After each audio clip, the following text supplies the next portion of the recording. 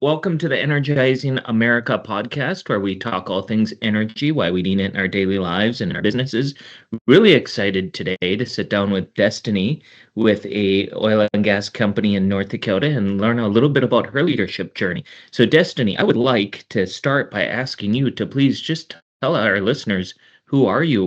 What's your story? Where are you from and where are you? I love this. First off, thank you so much for having me today. I think that it's an honor to be able to get to be here, and I'm super excited. So a little bit about myself. I am actually a mechanical engineer by degree. I went to UCS, which is the University of Colorado in Colorado Springs. I actually interned in between my junior and senior year of college with my company and ended up staying on part-time during my senior year of college and then hired on. And I am super pleased to say that I just celebrated my 20 years with my company just here at the end of May. I really honestly can't believe that it's been 20 years. Honestly, like the only way that works is, I was just born and then started working immediately. No, I'm joking, but yeah, it goes a lot faster than you'd ever imagine. I've definitely enjoyed that. I have held multiple different positions within my company, and I've moved kind of all over the country. And so I've had a great opportunity. I started out doing recip testing on, recip engines, performance testing. So I did that for a while. I was based in Houston. So I moved from Colorado Springs to Houston. And then I actually ended up moving back to Colorado Springs and started working with like the data associated with recip engines across our kind of enterprise. After that, I was able to move into what was called a field engineer. So I did the pigging and the digging. And from there, I moved to Amarillo, Texas. And that was actually with an acquisition, which I know so many of us have experienced or gone through. So with an acquisition, I was with a company, got a new name, but continued with that company. But that was a big transition, and a move came with that as well. I then made the move into operations as an operations manager, moved out to Bakersfield, California, spent some time out there. And then now I actually am the director of operations up here in Williston, North Dakota. So I traded my 17 capris and one pair of jeans, which is true, over to like having to buy a whole new wardrobe by moving here. So that's kind of my background a little bit and the kind of the steps I've made through my 20 years. Wow, Destiny, what a journey. I mean, you're from Colorado, you end up down as far as Texas, way over to California, and now residing in North Dakota. And very importantly, you're smiling in North Dakota. And and for good reason, right? I think that you can probably speak to this about how it is as we go around the country, that it's kind of up to you to make it be, right? Like you could probably find a lot of fault in California, you could find fault in Texas, you can certainly find fault in North Dakota. But as I told somebody yesterday, for every negative thing you say, you got to give me one positive. And there's a lot of positive attributes about North Dakota that don't necessarily get talked about a lot. The outdoors opportunities and just the good salt of the earth people. And actually, everyone thinks North Dakota is this flat spot. It's actually quite rolly, especially over by Williston. And it's beautiful, and especially this time of the year. Really a beautiful deal. When you talked about the various positions you held, and it kind of ended up now that you're in leadership. Do you what things did you experience along that journey that you think help you today to be a good leader as an operations manager? Was it that field work that is like so impactful, or did your company put you through a bunch of training, or what did you develop to become a good leader today? So I have to say that I think a lot of my leadership training actually took place a little bit outside of the company. I have not gone through a huge amount of leadership training with my company, though there is some. It just didn't kind of come that way. But I will say that I did really focus on leadership. I understood the importance of it, and I also knew that's where I wanted to go because let's be honest, you kind of have a career path, and really it kind of forks, and you have to decide like where's your heart, what you truly love, and one takes you a path of an SME. Those are the people who, man, they know their stuff. They're in the ground. They are your technical experts. They are the people that you just really need. And so there's the SMEs, and then you have the path of management. And this is the people who really, they handle people. They're going to manage people. They're going to lead people. They're going to organize and process. I always knew that I was on in my strength slide in that leadership role. So I always hoped to one day be a manager and be able to give that opportunity to be able to pursue that. I always invested in myself by reading leadership books, and I would participate in leadership trainings. A lot of them even came through my church, if I'm being honest. I had opportunities where they did different leadership, or I'd hold different positions. I used to lead in our youth group. I used to lead as a drama leader, and all of those were opportunities to grow and expand. Also, I feel like I have been a student and will continue and always be a student of communication, because that being attached with management and leadership is so incredibly critical. And no matter how you get at it, there's always room for further growth. So I think that those things were really critical in it. One other thing I will say that I felt was really important is you will receive feedback in so many different ways. And I think that the truth is, if you learn how to take that feedback and truly apply it to yourself, like the sky is the limit on your growth and ability. When you become defensive or you can't apply that feedback, you kind of limit yourself in how far you can expand. So I had leaders who provided me lead feedback verbally, but also just feedback. Like I would have a meeting and I'd look around and be like, is everyone falling asleep and bored, or are they paying attention? Like, are they engaged?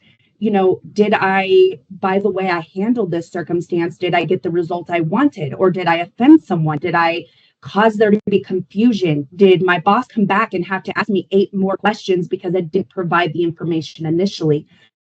All of those things are feedback. And if we can learn to take that and apply it, you really can grow and expand yourself.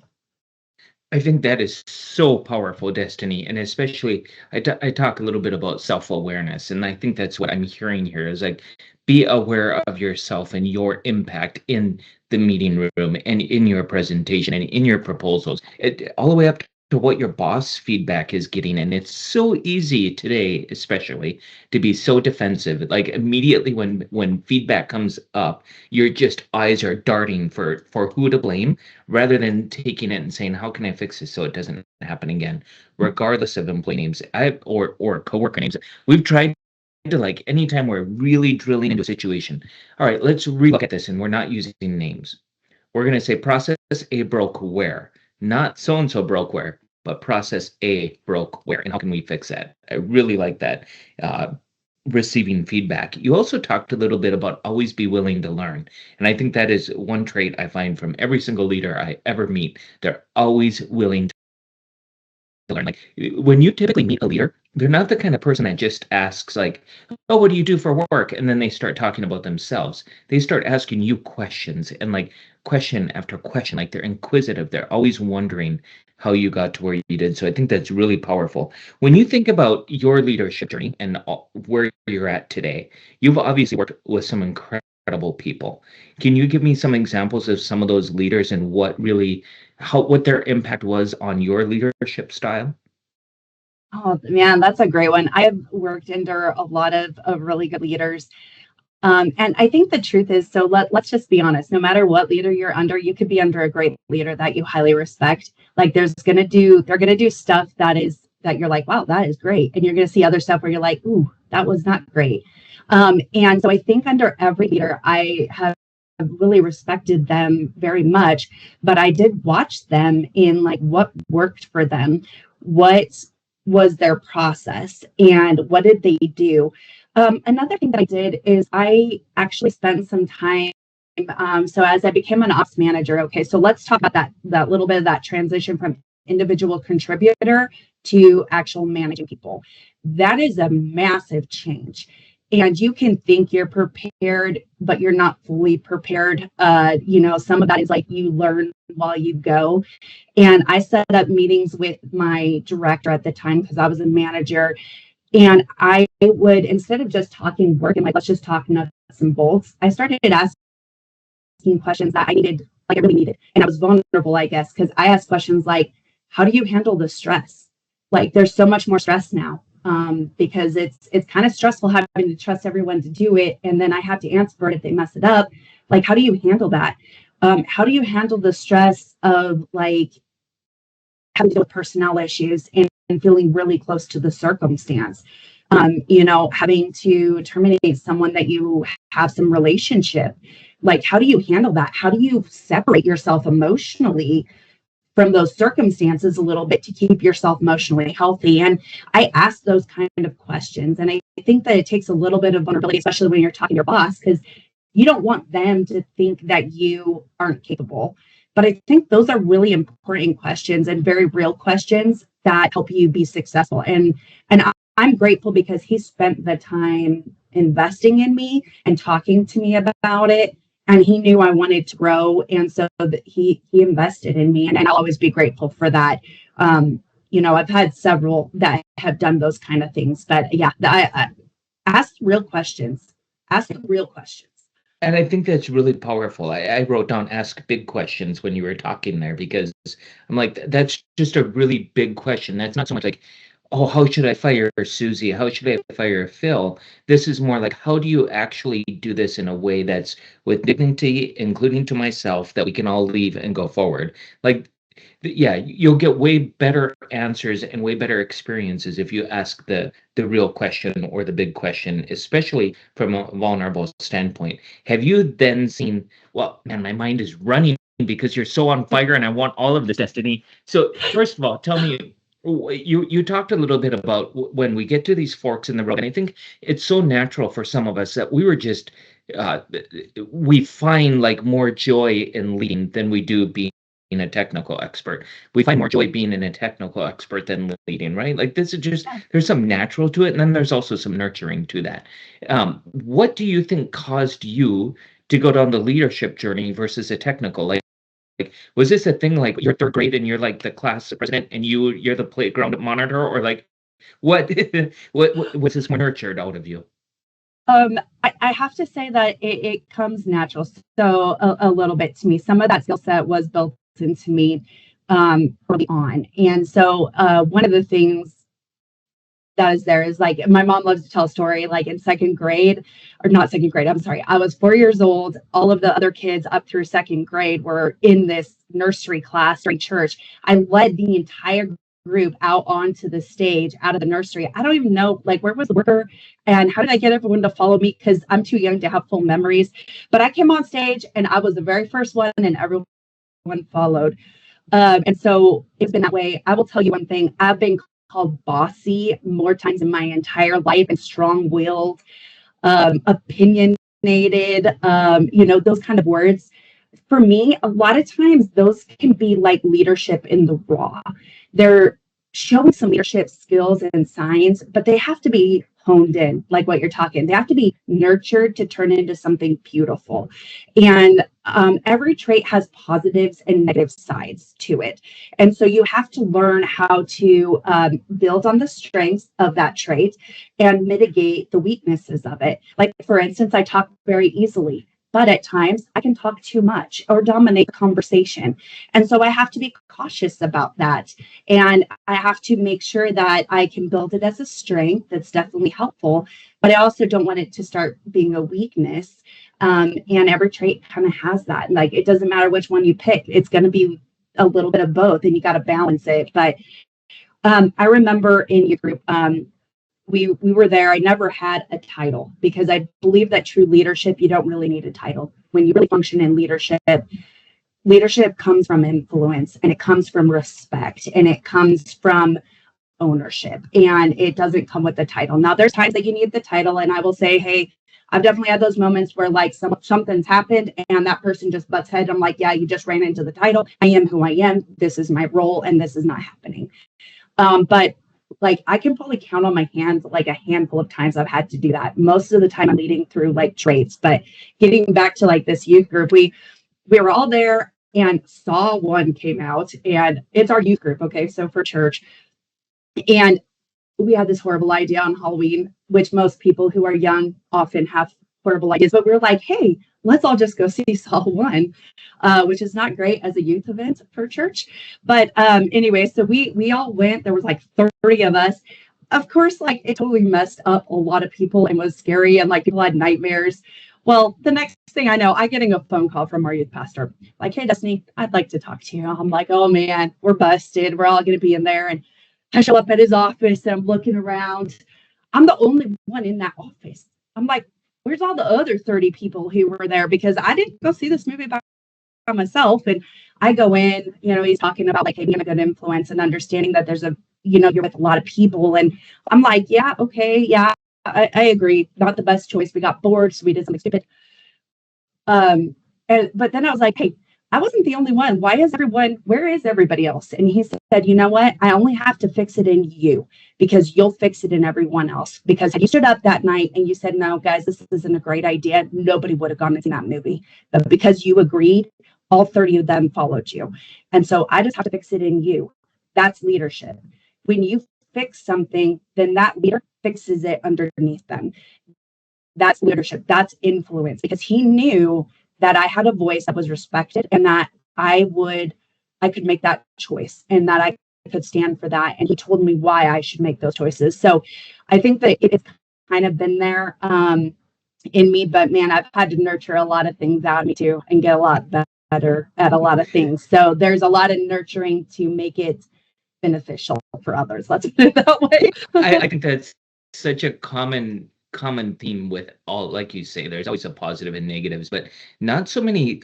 There's more leaders than not that are willing to look in the mirror and say, okay, which parts of my nature and my leadership do I need to pull back on? Because it's very easy. Your voice carries some weight, your decisions carry some weight. You could bully in leadership quite easily if you're not practicing that awareness factor and realizing like, whoa, what kind of an impact do I want to leave behind?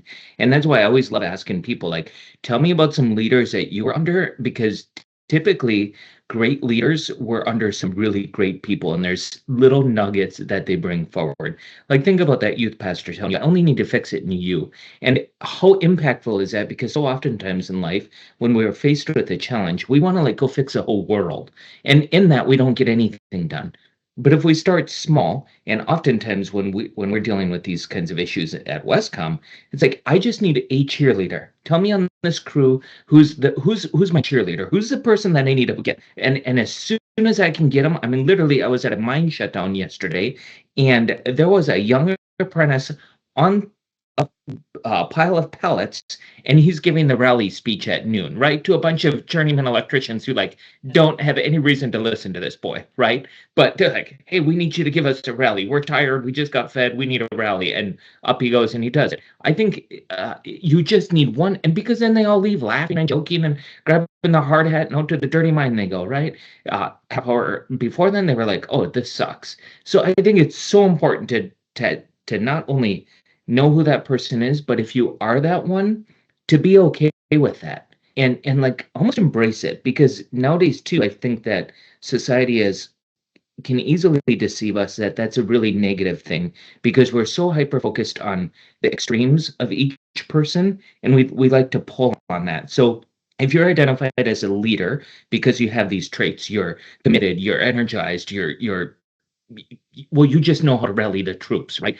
You're smart in your craft and you believe in people. So someone pulls that string and they're like, ooh, that person's they sure think highly of themselves. So they pull that the whole time, and you're like, well, I don't want to be that kind of a person. So you shy back into an SME role, even though you're naturally better in leadership, because you just don't want to be that person. Or conversely, if you're an SME individual and you're like, yeah, that guy's so boring. All he does is talk about, pigging and all the details of pigging. Well, no, actually, that's not boring. That's just what he really enjoys doing. So don't let that pull you back and think that you shouldn't be an SME. If that's where you land, that's where you land. I think that's really, really powerful stuff. So, Destiny, tell me, as you've moved then from recognizing that this fork was like, I need to be a leader, and now you start leading people, what what really fires you up as you're leading those people? Well, like what keeps you going? Because leadership can be lonely. And I got to imagine, especially in a large company, leadership can be lonely.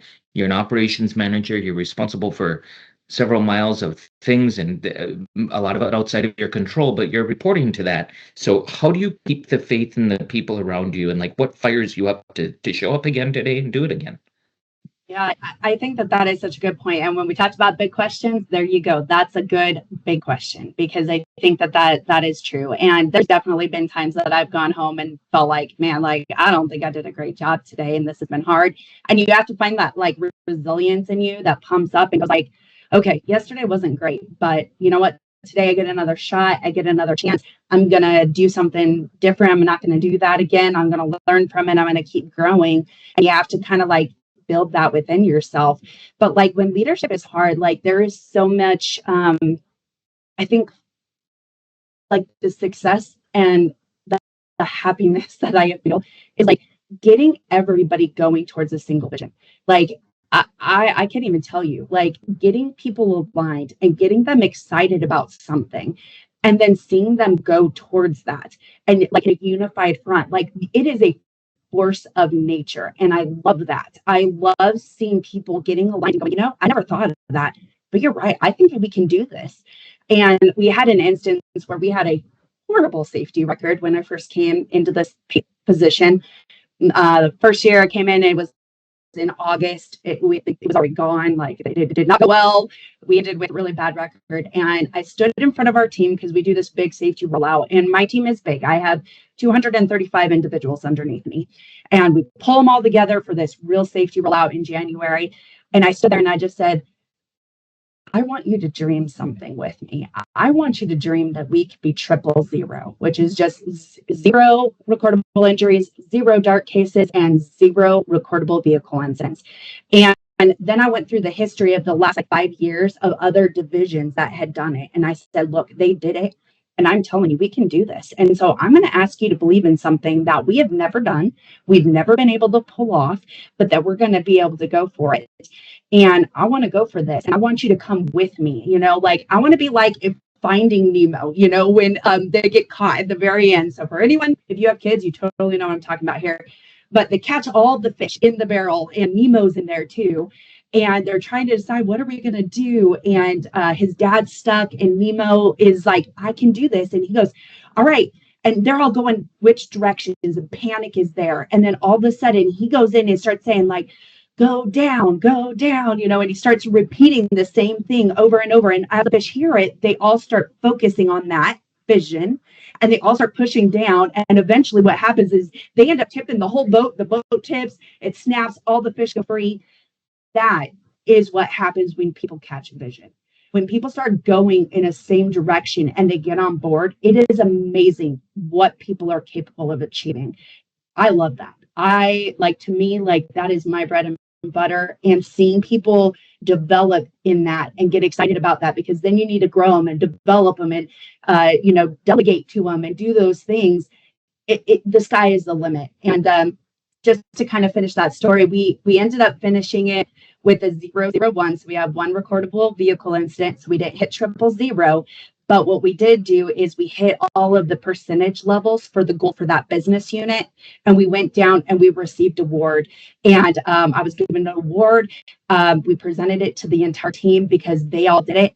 And we did that 2 years in a row. We were awarded the best safety record awards for hitting it in 2 years. And it was amazing. The team did something that we never thought we could do. And it was because that vision aligned, and man, they caught it and we went for it. It was awesome. That is so awesome. I mean, for one, that the safety record in itself is awesome, right? But I think that the story of the vision and getting people aligned is so powerful. I oftentimes say that it's well, not often. I was recently reflecting on a situation. We were sitting with a bunch of our foremen, and they were talking about like, how do you hold people accountable was the question. Like, what are some tips? And people start saying, well, if they do this, and kind of like more all the negative things that happen as you're leading a team. And so I was really trying to explain to them, you guys, when you talk about holding somebody accountable and you say, well, if you're not on time, we're going to have to fire you. Okay, that sounds great. And we know that can be a result. But how about we tell them, like, if you're on time, we get to start on time. We have a healthier JSA. We set up our job more properly. And at the end of the day, we all feel better. And like, in other words, start showing them what the win looks like rather than always showing what the loss looks like. I am convinced in business and in leadership, we spend far too much time talking about what's going to happen if we don't do it than what we do showing the dream. When you stood in front of your team and you said, I want you guys to dream with me, how, like, so many of us won't do that because I don't know if we think that's weird or what, but we have to define as leaders, we have to define what winning looks like. And I am convinced if you define what winning looks like, everybody wants to be on a winning team. Everybody, right? And so if you, all you want to do is win the ball game, sometimes you want to win the ball game by 10. But going from a terrible safety record to 2 zeros with a one at the end is far better than where you had been, regardless, right? So, and if you hadn't set the vision big and bold and shown exactly how we can get there, nobody would have done it. And I think that is a massive reward of leadership that I feel bad that some people don't get to experience it because I can see it in you. It's like when you go receive that reward or the award, you didn't even feel like it's yours, did you? I mean, you mentioned you wanted to give it to the team. Yes. And I do have to say, so the first year when I did it, I ended up doing a little like selfie video, and I sent it out to managers who then sent it out to all the supervisors and all the people. So everyone got it sent on their phones. And I just said, hey, this is for you, and I wish you were here. So the next year I had an idea. Well, we did that big rollout, and we do it in 2 meetings. So we bring in half the division in the morning, the other half in the afternoon, because we do actually have to do work in the field. So we do it that way. And I was on stage and I took a giant selfie with the entire team. So 150 people behind me. And we took a selfie.